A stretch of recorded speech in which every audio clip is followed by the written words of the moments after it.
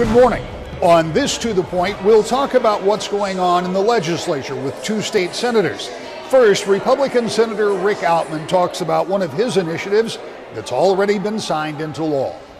Senator, let's talk about some of the work you're doing. I want to get to some of your committees. We won't get to all of them because you're on too many, but let's talk about a piece of legislation that you and a companion piece with one of your colleagues in the Senate passed through the Senate. And actually another senator with me in the Senate too. Yeah. Right. So with the Senate and the House and the governor signed on vaping, particularly in your case as it pertains to young people. Tell me about that and kind of what the nexus was and what you hope this does. All right. Well, I originally ran that legislation when I was a state representative, and then, like now, it passed unanimously in the Senate, and it passed overwhelmingly in the House. And unfortunately, at that time, Governor Snyder vetoed it, and he wanted to regulate it as tobacco, and I think that came with maybe some tobacco settlement money and things like that, and it really wasn't what I was looking for. And so he vetoed it.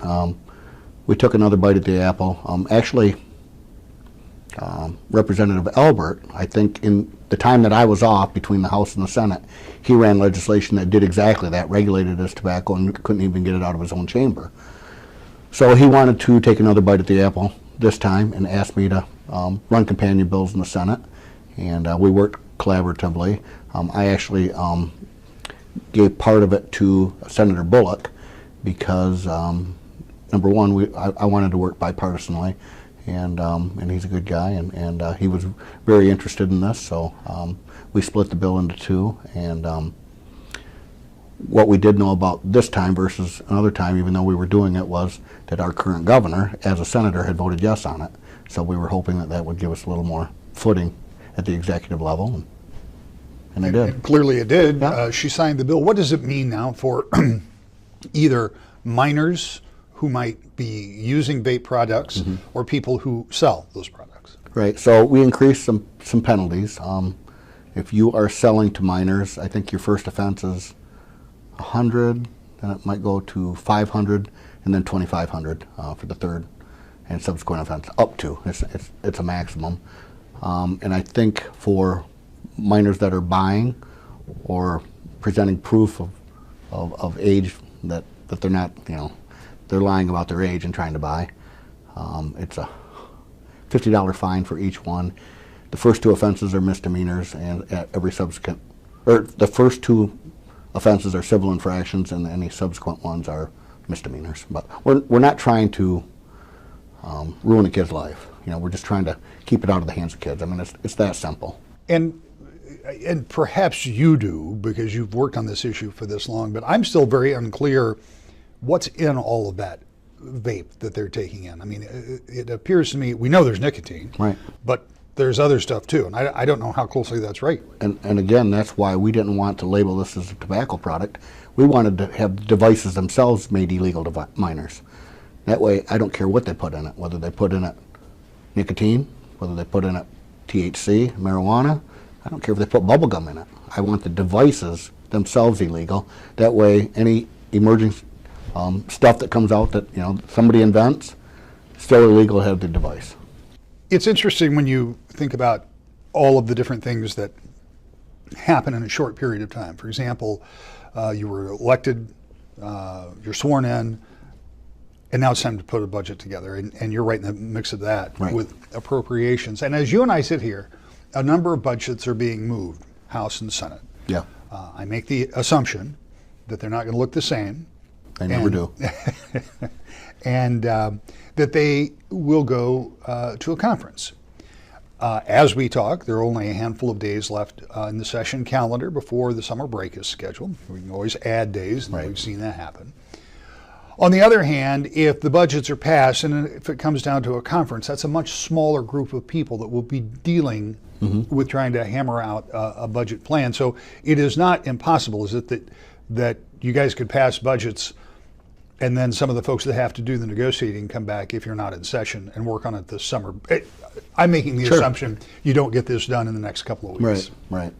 And they could. There's really no reason for all of us to be here throughout the summer when it gets to the conference portion of it. we'll certainly be in touch with all of them. But we passed out our budgets, 3 weeks ago maybe, out of the Senate. The House is poised to pass theirs out, I think, this week. And even though they don't look exactly the same, they're similar. A little bit different approach when it comes to road funding and that. But the big negotiation will be with the executive branch, and we'll see where that goes. But this is a new animal for me. I mean, I didn't serve on appropriations when I was a state representative, and I do enjoy the process, and I do enjoy knowing how the money is spent. I think it makes me a better legislator when it comes to policy issues, to know how do we fund these things. And so I'm glad to be a part of it, and we'll just see where it goes. One of the things I think most people don't understand, they very often fixate on the number $60 billion or whatever the budget gets adjusted to. But there's a whole lot of that money that you don't have much say about how it gets spent. That's right. It's a pretty small portion. It's kind of a double-edged sword, especially when we were trying to right the ship when I first came in 2011. So much of that, and I think we were about a $45 billion budget then, but the portion that we could touch has remained pretty static throughout the time. It's been about $10 billion of that total budget that is discretionary funding, and the rest is restricted. And it's kind of a double-edged sword, because when you're trying to make cuts and make government more efficient, and come from a $1.5 billion deficit to a surplus in 1 year, you only have control of a small portion of it. So it's a big ask, as opposed to righting the ship when you have the entire amount to work with. So I tell people it's good and it's bad. I mean, it's good because we can't get our gritty little hands on it.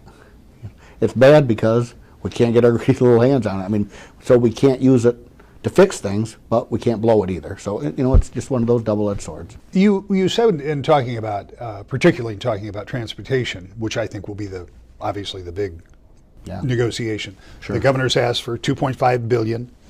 About $1.9 billion of that would go into the roads. Yep. Without getting too technical, there's $600 million in higher ed that she wants to restore, move money. So without getting completely in the weeds. Over in the House, their approach, or at least now, is to take the sales tax that we pay at the gas pump and move that money into roads, about $800 million. That money, much of it, would be going to schools. Then they would take the money out of higher ed that's coming from the K-12 budget and put that back with a little bit from the general fund, they say, to hold schools harmless. That's not the way schools would see it, I'm sure. But all of that is just to kind of explain the complexity of this, and that's still $1 billion short of what the governor has asked for. So where are we on that? I mean, the Senate, the House, the governor, it seems like while progress has been made in other areas, this has been kind of a stalemate where nobody has really come up with that compromise yet. Yeah, and I've struggled with this issue all along. I was part of that 2015 road funding package, and whether 1.2 billion was the right number or not, that remains to be seen. But that's the problem. That remains to be seen. We've never let the dust settle on the full implementation of that, because we phased it in over time. This year, through the Senate budget process, we did accelerate the payment so that it would be fully phased in this year as opposed to next year. But again, nobody knows if that's enough. I mean, there's theories that it isn't, but what I say is, all right, let's let the dust settle. Let's figure out where we are and how much more we need, but don't just automatically assume that it's not enough money, because I've yet to ever find a department in Lansing here, or probably in Washington, that says, you know what, we've got enough money. We're good. You give it to the next department. It's always, we need more. So we just need to, take a second, evaluate where we're at, and then decide where to move forward, because you throw too much money at any department or any industry, and you artificially devalue the dollar, because people are just going to bid higher on projects, and you're not going to get as good a bang for your buck. When you think of the plans that are out there, 45-cent gasoline tax, a tax shipped in the existing sales tax, are either one of those something that you look at and say, hey, that's a good idea or that's a bad idea? Or? No. As soon as they rolled out the 45-cent gas tax increase, well, number one, I wanted to, I kind of wish I had a do-over. When Governor Whitmer presented to the entire Appropriations Caucus or Committee. I was a part of that. Again, first time. And what I would have said to her had I had a do-over was, how does that differ from the ballot proposal that we had in 2013, 14, where we were asking for 1.2 billion to go to roads, but we were asking for 2 billion to do it. You know, so what people had told me then, because I thought the takeaway from that, because it failed 80-20, you know, 4-to-1 margin, I thought the takeaway was, we want our roads fixed, but we want you to do it out of your existing budget. So I went around and I talked to people about that and said that was my takeaway. And what they told me was, no, that wasn't the message. And I said, well, then what was the message?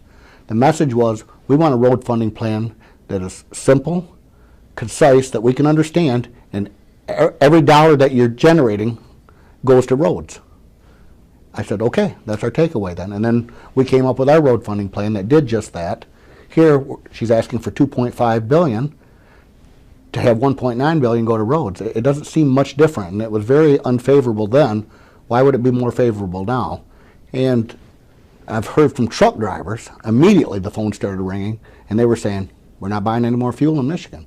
We will buy in Indiana, Ohio, Illinois, any surrounding state. We'll drive into Michigan. Of course, they'll have to pay a small portion of it because of the way it works, but by and large, they're going to buy their fuel out of state. People are going to stop driving as much. When you raise gas prices, you definitely slow down the economy, and that's what would happen here. And what she's suggesting is, with that auto insurance reform, so we had the highest auto insurance premiums in the nation, and now she's willing to make a trade. All right, we'll trade off the highest auto insurance premiums for the highest gas tax, and you may not feel too big of a pinch because it's a trade-off. Well, what I say is, why not just give us a break? Why not just lower our cost of living in this state? That'll stimulate the economy, and we've already seen revenues increase substantially. And with those increases, we can use that money to fund roads without raising taxes.